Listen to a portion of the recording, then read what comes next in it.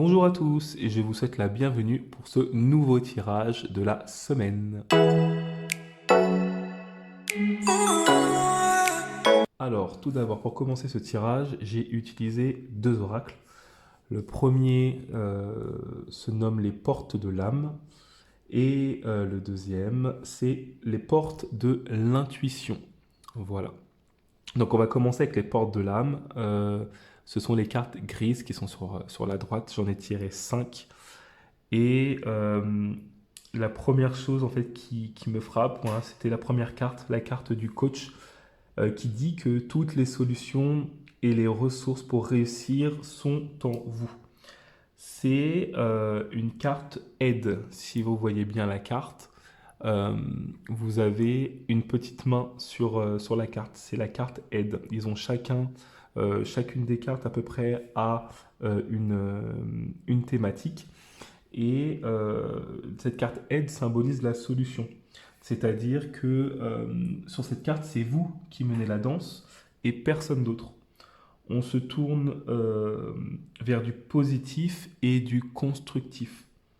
On nous demande également de se questionner intérieurement, car la réponse, elle est en nous, tout simplement.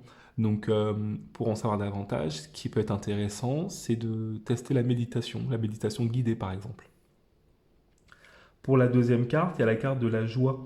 Cette carte de la joie, c'est ce qu'on appelle la carte âme, qui est symbolisée en fait par un lotus. Cette carte signifie qu'en fait que voilà, un trésor est en nous et la joie a le pouvoir de faire taire notre mental.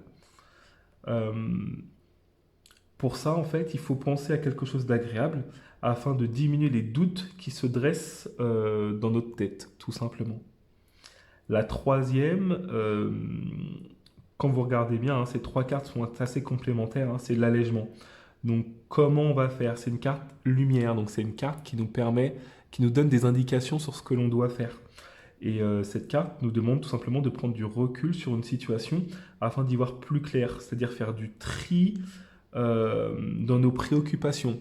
C'est-à-dire que des fois, on peut se prendre la tête pour des choses qui sont inutiles et qui n'ont pas lieu d'être, et c'est quelque chose qui nous pollue plus qu'autre chose.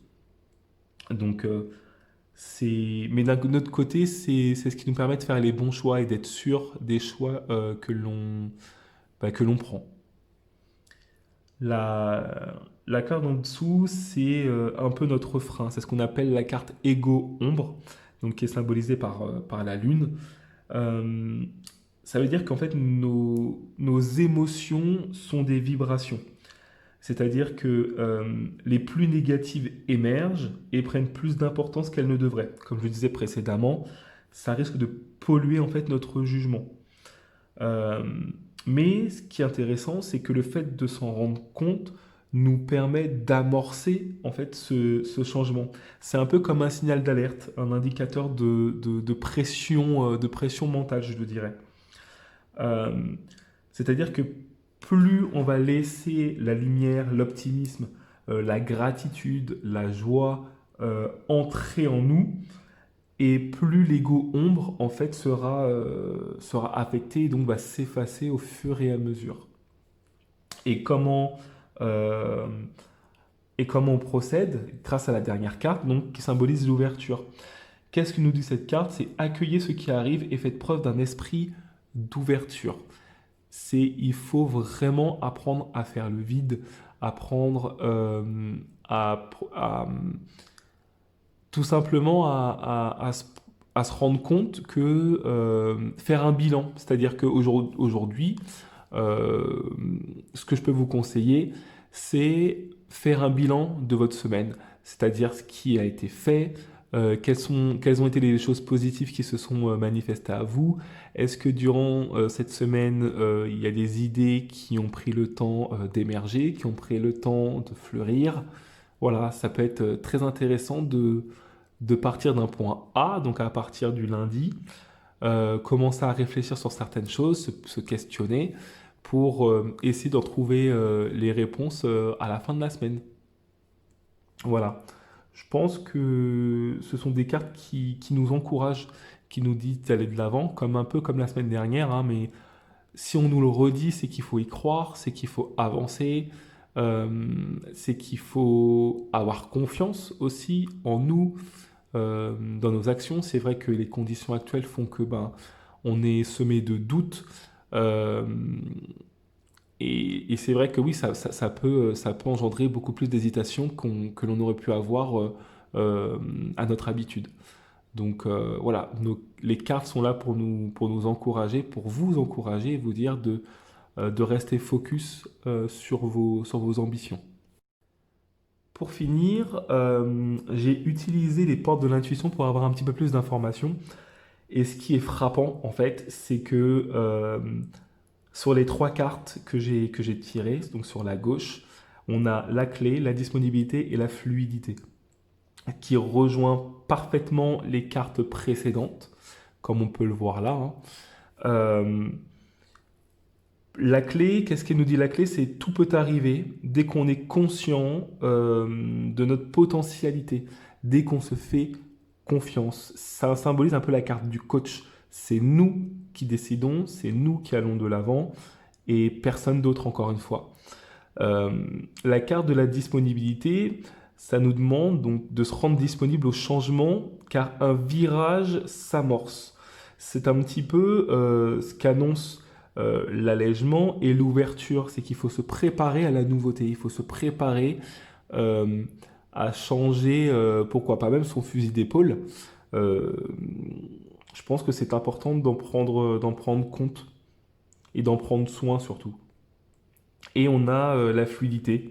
Donc, qu'est-ce que nous dit cette carte? C'est en dansant avec les situations difficiles, vous rencontrez les bonnes personnes et vous attirez de l'aide. Donc, pour attirer les bonnes personnes, faut être disponible, faut être en position d'ouverture et faut surtout ne rien attendre en retour. Voilà.